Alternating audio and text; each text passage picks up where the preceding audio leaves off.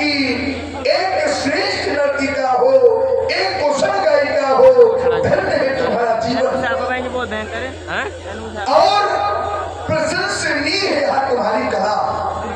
क्योंकि सज्जनों, ये संगीत की कला सबको प्राप्त नहीं होती। ध्यान दीजिएगा, ये संगीत की कला सबको प्राप्त नहीं होती।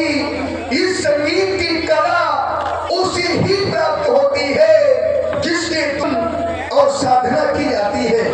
अवश्य तुम्हारे द्वारा वो त्याग किया गया होगा, तुम्हारे द्वारा वो परिश्रम किया गया होगा, तुम्हारे द्वारा वो साधना की गई होगी, तभी तुम्हें यह श्रेष्ठ संगीत की कला प्राप्त है। क्योंकि सिद्धांत भी कहता है कि जो व्यक्ति अपने जीवन में, ध्यान दीजिएगा, जो व्यक्ति अपने जीवन में संघर्ष से परिचित नहीं होता, ये इतिहास गवाह है, कभी चर्चित नहीं होता। क्योंकि जिंदगी जीना आसान नहीं होता और बिना संघर्ष के कोई महान नहीं होता। जब तक ना पड़े पत्थर पर वो हथौड़ी की चोट, तब तक कोई पत्थर भगवान नहीं होता, तब तक कोई पत्थर भगवान नहीं होता। भाई साहब, कहने का तात्पर्य जिस पत्थर ने चोट सही की, जिस पत्थर ने चोट सही की, पूजा उसी की होती है। और जिस पत्थर ने चोट सही नहीं की, परिणाम कहा, वो कंकर होकर के बिखर जाता है। सज्जनों, एक पत्थर चोट खाकर कंकर हो गया, वो एक पत्थर चोट सहकर वो तो शंकर हो गया। जिसने जीवन में लोग आगे घर है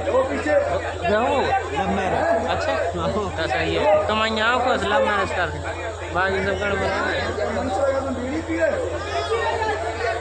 पत्थर ने चोट सही कर लिया, वो तो निखर जाता है।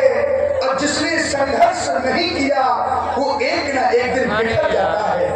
व्यक्ति संघर्ष करता है और उसे एक ना एक दिन उच्च शिखर की प्राप्ति हो जाती है, उसे पद प्राप्त हो जाता है।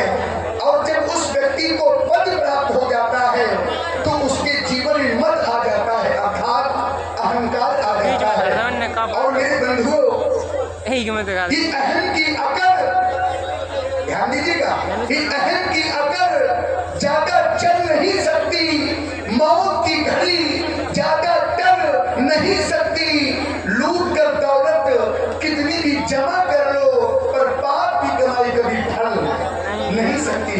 प्रशंसनीय है यह तुम्हारी कला, परंतु यह समय संगीत का नहीं है, यह समय है कर्म का।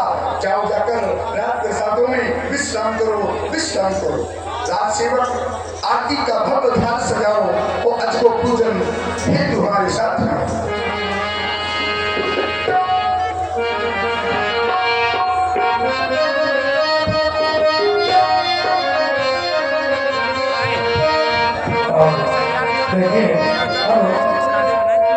परिवार को क्या सीधा थोड़ी हेलो, क्योंकि व्यास सिद्धि करना होती है, हर व्यक्ति करने वाला बैठे व्यास के